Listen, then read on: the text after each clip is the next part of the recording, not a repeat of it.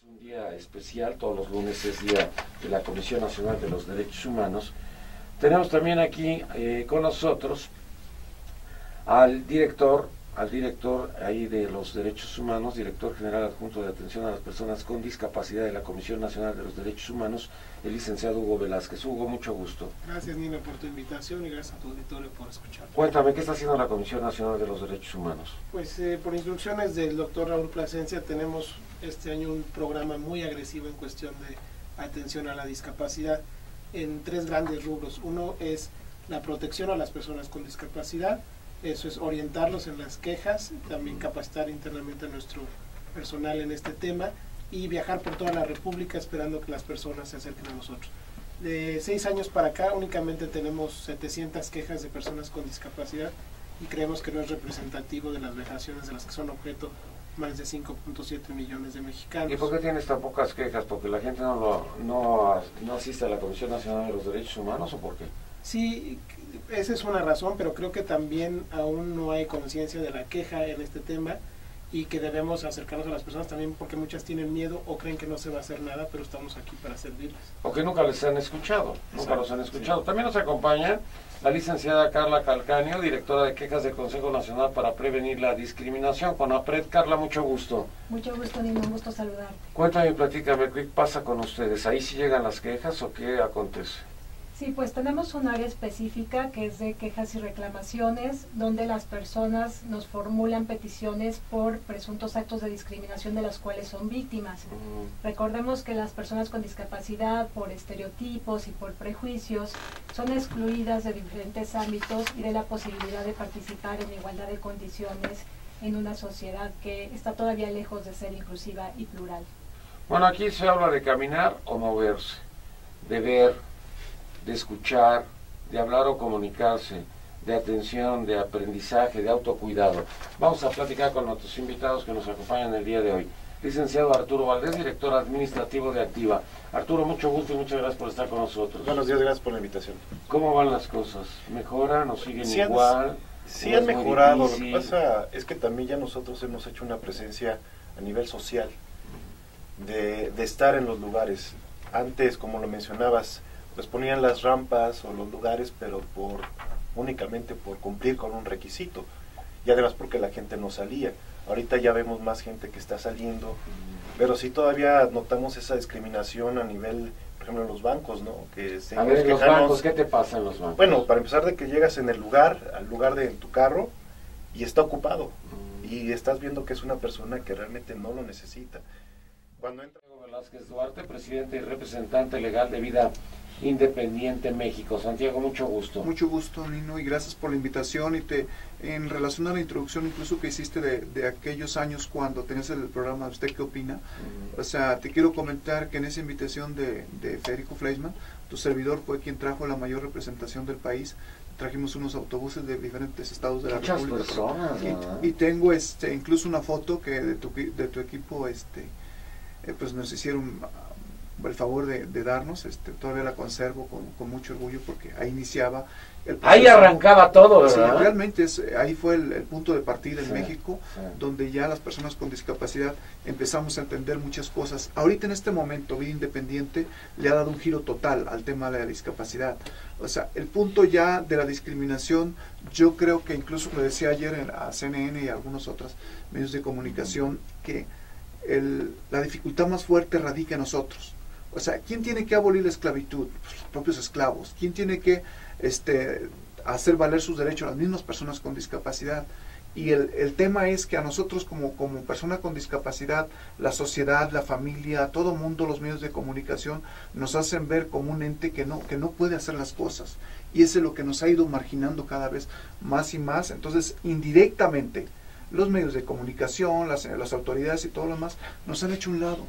Pero ya Vida Independiente en este caso ha estado trabajando conjuntamente. ¿Qué giro le has dado? Totalmente, donde la misma persona con discapacidad, o sea, tiene que hacer valer sus derechos a través o empatado, en forma paralela, con actitud, con responsabilidad. O sea, Gandhi mismo lo decía, o sea, no puedes hacer valer un derecho si no va acompañado de tu propia responsabilidad.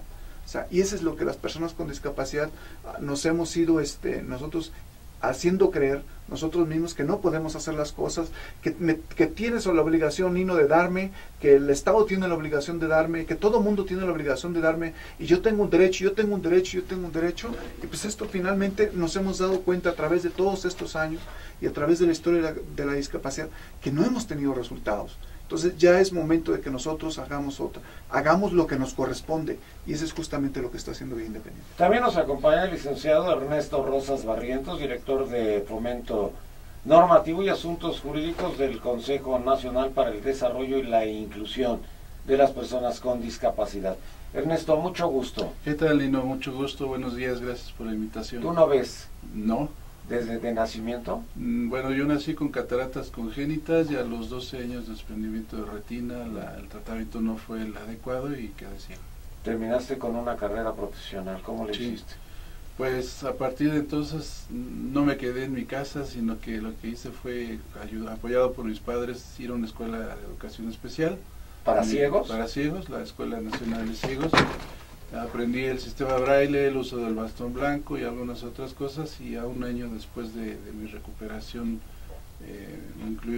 me integré a una escuela regular, secundaria, y ya después la preparatoria y la universidad, donde cursé la carrera de Derecho. Ahora, señor abogado, cuéntame, platícame cómo van las cosas con los discapacitados. Fíjate que ahorita que decía Santiago adecuadamente que a cada quien nos toca hacer nuestra parte, podría decir que en materia de normas se promueven muchas iniciativas, por ejemplo en el Congreso de la Unión. Podría yo asegurarte que casi un poco más de 100 en cada legislatura, pero de esas 100, el 10%, el 15% solamente son las que... ¿No sirven o no se aplican? No, pero para empezar no se promulgan. Porque bueno, entonces ni siquiera eso llega. En el Congreso no se dictaminan y entonces pues no llegan al Ejecutivo para ser promulgadas. Ya promulgadas, bueno, pues ahora lo corresponde a la parte del Ejecutivo, la aplicación, la generación de programas, de reglamentos, etcétera, ¿no? Y ya luego la parte social, en la que también tiene mucho que ver el conocimiento y el asumir la responsabilidad que cada quien nos corresponde. Entonces yo creo que estamos haciendo cosas, pero no del todo a fondo, no del todo nos ponemos. ¿Qué nos falta a nosotros o qué les falta a ustedes o qué nos falta a todos en conjunto? Mira, sociedad y gobierno falta todavía trabajar mucho conciencia, sensibilización en el tema. En el caso de la administración pública, en algunos puedo decir que no se ha avanzado legislativamente lo suficiente, no hay los recursos suficientes para que aterricen las pocas o las normatividades que existen, y tenemos que incidir mucho en orientar adecuadamente estos temas, ¿no? Afortunadamente ya hemos empezado a rebasar este tema del asistencialismo, en el que antes se creía que todo era el tema eran sillas de ruedas, dotar de bastones y tratamientos médicos. No, ahora ya se entiende que es educación, que es asistencia social, que es desarrollo social, que es cultura, es deporte, pero aún siento que sigue faltando más recursos, sigue faltando más programas, más actividad, y bueno, pues en eso estamos. Si vamos separando las discapacidades, en la tuya, ¿qué es lo que sería más urgente? Indudablemente garantizar una educación incluyente. Nos acompaña el día de hoy la licenciada Laura Bermejo, directora de la organización Libre Acceso. Laura, mucho gusto. Gracias, Nino, buenos días. Cuéntame y platícame, ¿qué están haciendo ustedes y cómo les ha ido? Pues mira, como bien lo mencionabas, inició el movimiento de las organizaciones de la sociedad civil en el tema de personas con discapacidad, con esta unión de fuerzas en el 92, y de ahí para adelante le seguimos trabajando en el tema de la accesibilidad. Si bien es cierto, faltan muchas cosas que atender, creo que también es importante destacar los puntos del avance que se tiene en el tema de personas con discapacidad. En 2008 logramos a nivel internacional tener ya una convención sobre los derechos de las personas con discapacidad. Cuando le preguntabas a Arturo qué es lo que nos hace falta y contestaba Santiago, la bronca es mía, yo se la reviraba diciéndole, no, la bronca no es de él, la bronca es de nosotros como sociedad seguir excluyéndolos. La bronca es de nosotros, decía Ernesto, no se cuentan con las leyes aplicables. Entonces ya con que apliquemos la Convención sobre los Derechos de las Personas con Discapacidad, que ya te habla de accesibilidad, educación, trabajo, en 1000 criterios, ya tenemos un enorme avance en el tema. Si nos hace falta accesibilidad, si nos hace falta que nos escuche la autoridad, si nos hace falta más sensibilización. pero creo que lo importante es justamente esto, traerlo a tema. ¿Estás hablando de la Ciudad de México o estás hablando de la República Mexicana? Estoy Porque si estás hablando de la Ciudad de México, con todos estos problemas, ¿qué pasa entonces en la República Mexicana? Porque me quiero imaginar en las ciudades medias, entonces no hay ni siquiera esa atención. Mira, la Convención sobre los Derechos de las Personas con Discapacidad no es exclusiva del Distrito Federal, es aplicable a todo nuestro país. Pero aquí avanzó más rápido. Lo que pasa es que también son consideraciones muy distintas. Ponte a hablar del avance que puede tener el Distrito Federal, donde están condensados los 3 poderes, donde el avance urbano es impresionante, donde finalmente es una ciudad. Ponte a hablar a comparación de Oaxaca, donde los problemas... A ver, Oaxaca y Chihuahua. Oaxaca y Chihuahua. Podemos ver 2 parámetros totalmente distintos. Primero, Chihuahua porque está cerca de los Estados Unidos y tienen otro acceso diferente. Aparte de los accesos, finalmente es el avance cultural. Estás hablando de una zona fronteriza en la cual, primero, ya tienes un avance más en cuestiones de accesibilidad. Oaxaca, su bronca mayor no va a ser el que le des una rampa, va a ser a lo mejor cuestiones tan básicas como el tener derecho a una silla de ruedas. ¿Cuántas situaciones te encuentras en una zona rural donde la persona con discapacidad no cuenta ni siquiera con lo más básico que es una ayuda técnica para generar el desplazamiento? Entonces finalmente en nuestro país, como dice mi papá, son muchos países dentro del mismo, ¿no? Te puedes hablar de muchas contradicciones en cuanto aquí nos estamos peleando por rampas en las calles. En zonas de marginación y de pobreza, lo importante es, por ejemplo, que la gente no los mate, que la gente les permita vivir y no los vean como creaciones del demonio o como personas con subderechos. Entonces también tenemos que hablar mucho del entorno en donde se desarrollan, pero lo prioritario es los derechos. También nos acompaña la licenciada Ileana López, directora de la Fundación para Life. Ileana, mucho gusto. Mucho gusto, buenos días. A ver, cuéntame, ¿qué pasa con ustedes? Nosotros ayudamos a hacer esa sensibilización. ¿Qué hacen ustedes? ¿Qué hacen? Vamos a las empresas y llevamos el tema de la discapacidad para que... Llegas aquí al Grupo Radio Centro y ¿qué nos dices? Que se abran a la inclusión laboral de personas con discapacidad, no con vacantes de caridad, sino que veamos cuáles son sus vacantes y que me den la oportunidad de traerles personas con discapacidad que pueden cumplir con el objetivo de cada uno de los puestos. Revisamos con libre acceso que sean accesibles las instalaciones, vemos la oportunidad de que se instalen los sistemas en la computadora para personas ciegas como Héctor, el JOS y el Magic, para que se abra la inclusión laboral de todas las personas con discapacidad. Es lo que hacemos. Llevamos pláticas de sensibilización, conferencias a los empleados, al Departamento de Recursos Humanos. Lo mencionamos como acercamos el tema de la discapacidad a las empresas y a la sociedad en general, para que les den esa oportunidad de empleo. ¿Y las empresas responden o no? Muy favorablemente. Sí. Honestamente, no me he encontrado con una empresa que me diga no, gracias, sino que todos están abiertos de sí, pero ayúdame a entender. Como no estamos acostumbrados a convivir con las personas con discapacidad hace 20, 30 años, no estaban en las escuelas, no estaban en los centros recreativos, entonces no se lo pueden imaginar, como decía Héctor. Entonces llevamos el tema de, a ver, todos somos iguales, permíteme presentártelo, llevamos las pláticas y los vamos acercando poco a poco. Todos somos lo que pasa que somos iguales en derechos. Donde hay la diferencia es en cuanto a que quiénes somos, si somos hombres, mujeres, altos, delgados, personas con o sin discapacidad. La igualdad está en los derechos. La diferencia está en otras circunstancias. Nosotros tenemos y ahí un es donde se principio. tiende la discriminación muchas veces, ¿no? Nosotros en Vida Independiente tenemos un principio fundamental. Somos iguales, pero necesidades diferentes. Es correcto. Eso es lo que manejamos perfectamente y cada quien tiene. Pero cuando tú llegas a una empresa, ¿qué sucede? ¿Tienen más acceso los hombres o más acceso las mujeres? ¿O qué es lo que sucede con las empresas?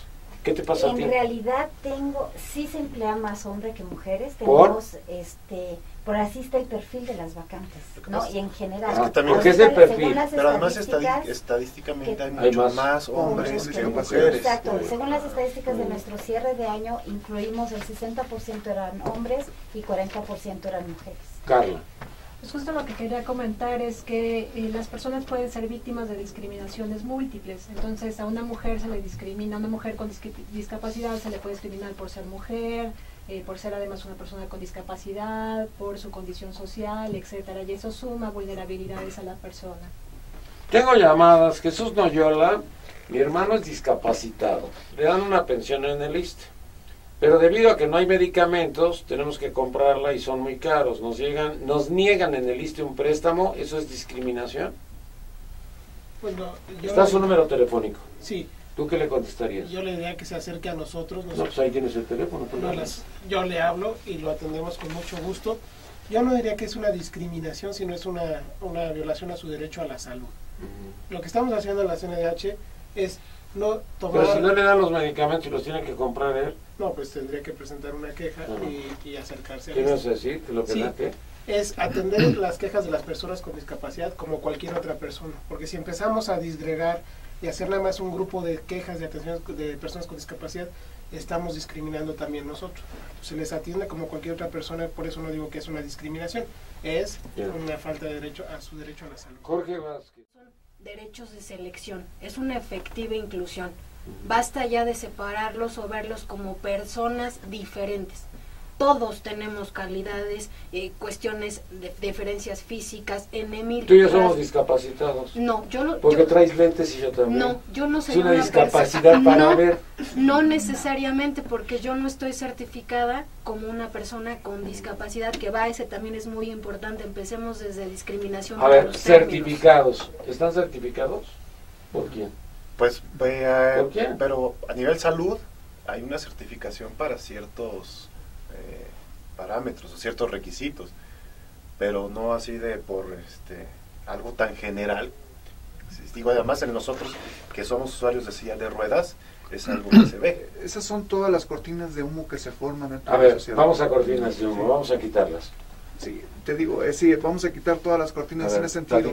O sea, la discapacidad se manifiesta de acuerdo a la mentalidad de la persona, eso te lo puedo asegurar. Por ejemplo, ahorita nosotros tenemos decenas de empresas que están contratando a personas con discapacidad y dicen, por primera vez en la historia recibo felicitaciones de mis empleados. O sea, todos esos cambios son los que se tienen que hacer. Por ejemplo, cuando echamos de repente las campanas a sonar, que decimos que hemos avanzado, mientras que hay 10,000 personas con discapacidad, a lo mejor medianamente incluidas, hay 4,900,000 o 999,000 que no están consideradas, y eso es lo que a mí me preocupa, ¿no? O sea, en el caso de nosotros como representantes, como líderes, si realmente necesitamos analizar si realmente estamos haciendo lo correcto. Tenemos una crisis y tenemos un desempleo galopante. Exacto. De eso estamos conscientes. Sí. O sea, pensemos en aquellos que no tienen una discapacidad, pero que tampoco pueden encontrar trabajo. Sí. Entonces, ¿es más difícil aún para el que tiene una discapacidad? No. Sí. No. ¿Por qué no? Yo no, porque las empresas ahorita en este momento necesitan ejemplos vivientes. Y una persona cuando te quitas todas esas facetas de que me das, que me tienes que apoyar y todo lo demás, el empresario, te lo juro, así tenemos más de una docena de empresas fuertes como American Express, HSBC, PepsiCo, que dicen, mándame toda esa gente. Esa gente yo te la contrato, importa para que los demás empleados vean de lo que es capaz una persona. Esa también es mi A ver, voy contigo.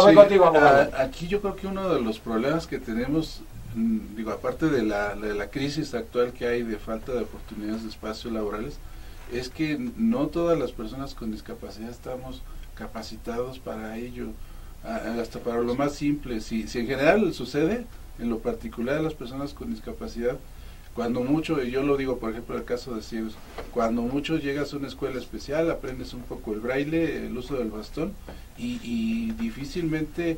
Yo sé que la inclusión educativa no es sencilla, pero sí hay escuelas donde te reciben. Yo estuve en una secundaria para trabajadores que está en el centro y que está acostumbrada a tratar a personas ciegas cotidianamente, y no hay ningún problema para estudiar.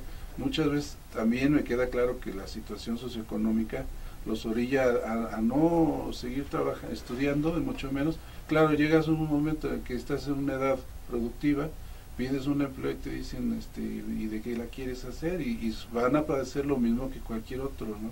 No tenemos, si es difícil los espacios para las oportunidades, pues menos si no estamos capacitados. Y además fíjate que hay algo muy interesante, más que esta parte de sensibilización es informar que realmente una persona con discapacidad no necesita todas las instalaciones para estar ahí. Y la otra cosa muy importante es la actitud. Si yo tengo la actitud, la preparación, yo no voy a llegar por ese lugar de lástima, ¿no? De relleno. Si yo voy por una gerencia, porque yo tengo un título, y además hay muchísimos ejemplos en los cuales las personas están mucho mejor preparadas y llegan y yo no vengo por ponerme atrás de una computadora, yo vengo por la dirección de la empresa y aquí está mi currículum, aquí está mi preparación y hay muchísimos o sea, es competitivo. Así es, al 100% o más. Hay los ejemplos que dicen, bueno, es que yo puedo estar sentado atrás de una computadora todo el tiempo y no pasa nada, ¿verdad? Entonces, pero también romper este hielo decimos, de informar, no es sensibilizar para que tengas lástima de mí. Yo te informo que yo puedo hacer, yo tengo mis derechos, pero también mis obligaciones. Y eso yo los voy a poner en la mesa con mis actitudes, con mi trabajo. Entonces, y esperando también así como que el Estado y que todo el mundo nos haga accesible todo eso, es lo que ha mantenido tantos millones de personas con discapacidad en estos momentos sin empleo. O sea, tenemos que arrastrar desde abajo y lo tenemos que hacer nosotros mismos. Ese es algo que es un compromiso y yo creo que los resultados están claros, ¿no? Como organización somos los que tenemos los resultados tangibles, claros, de personas más integradas aquí en el Distrito Federal. Yo le decía a Margarita Zavala, le he dicho al gobierno del Distrito Federal, o sea, cómo estamos integrando grupos y grupos de muchachos, porque estamos rompiendo ese paradigma. Pero si estamos atendidos a lo que creo que debe ser y a lo que la ley marca, pues Ernesto está consciente desde hace 30 años, estamos creando reglamentos, leyes y no se han aplicado, precisamente porque nosotros estamos esperando pues que se nos dé todo. Finalmente también esto es generar un cambio. Ahorita mencionabas, en los sistemas de transporte, si bien es cierto hablamos de una realidad de hace 20 o 30 años, también debemos empezar a generar cambios. Como trabajo como libre acceso en colaboración con las autoridades llevamos a cabo que la ley del Distrito Federal para la integración a personas con discapacidad en tu artículo 35 y 36 ya te hable de la obligación de que el transporte sea accesible. Ahorita mencionaba Arturo, el Metrobús ya es una unidad que ya cuenta con los elementos, sí, porque también finalmente tú le tienes que dar la opción a decir, evita construir estos sistemas de transporte. No me hables de 172 líneas de metro que van a todo el Distrito Federal cuando están diseñadas a base de escaleras. ¿Qué pasa? También poner remedios. Ahorita la nueva línea 12 ya viene con los elementos de una guía táctil que es posible en el Distrito Federal, elevadores para un sistema de transporte, salvaescaleras, unidades que sean accesibles para los usuarios con discapacidad. Entonces también como sociedad debemos de evitar que se sigan construyendo cuestiones que no sean accesibles y generar un cambio. También, Lino, con la reforma constitucional de junio de 2011, así no exista ninguna ley local que lo prevea, los tratados internacionales en materia de derechos humanos adquieren rango constitucional. Por lo tanto, cualquier persona puede exigir que cualquier derecho a una persona con discapacidad que se viole, lo puede exigir con fundamento en la Constitución y en la Convención sobre los Derechos de las Personas con Discapacidad.